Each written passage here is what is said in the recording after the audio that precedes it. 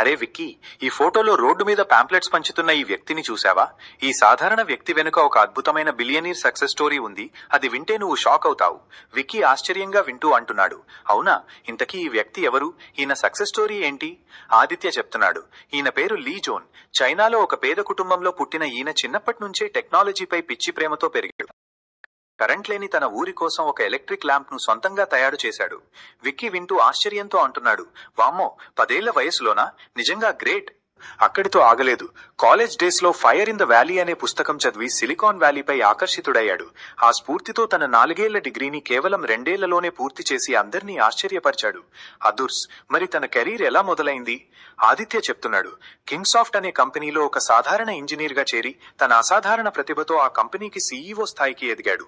ఆ తర్వాత JoYo.com అనే స్టార్టప్ ని మొదలుపెట్టి దాన్ని అమెజాన్ కి ఏకంగా $75 మిలియన్ అమ్మేసి తన మొదటి భారీ విజయాన్ని నమోదు చేసుకున్నాడు. సరిగ్గా ఇక్కడే అసలు కథ మొదలవుతుంది. 2010లో షావమీ కంపెనీని స్థాపించి తన మొదటి ఫోన్ ప్రమోషన్ కోసం ఎవరిపైనా ఆధారపడకుండా స్వయంగా తానే రోడ్డు మీద నిలబడి పాంప్లెట్స్ పంచిపెట్టాడు. విక్కీ ఆశ్చర్యంతో అంటున్నాడు, ఒరే దేవుడు, అంత పెద్ద కంపెనీకి ఫౌండర్ అయ్యుండి కూడా రోడ్డు మీద పాంప్లెట్స్ పంచాడా? ఇది ఎవరికీ ఊహకు కూడా అందదు. తర్వాత నాణ్యమైన ఫోన్లను తక్కువ ధరకే మార్కెట్లోకి తెచ్చి ప్రపంచంలోనే షావమీని ఒక అగ్రగామి బ్రాండ్గా నిలిపాడు. మొబైల్స్ తో ఆగకుండా ఇప్పుడు కార్ల మార్కెట్లోకి దూసుకెళ్లి టెస్లా లాంటి దిగ్గజాలకు గట్టి పోటీ ఇస్తున్నాడు.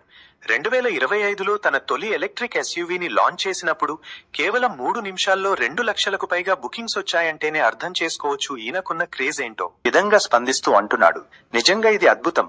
కష్టపడే తత్వం, పట్టుదల ఉంటే ఎవరైనా శూన్యం నుండి శిఖరాలకు ఎదగవచ్చని ఇలాంటి స్టోరీస్ మనకు నిరూపిస్తున్నాయి. ఆదిత్య నవ్వుతూ అంటున్నాడు, కరెక్ట్ గా చెప్పావు బ్రో. ఫ్రెండ్స్, మీకు కూడా ఈ లీ జూన్ సక్సెస్ స్టోరీ నచ్చితే వీడియోని లైక్ చేయండి.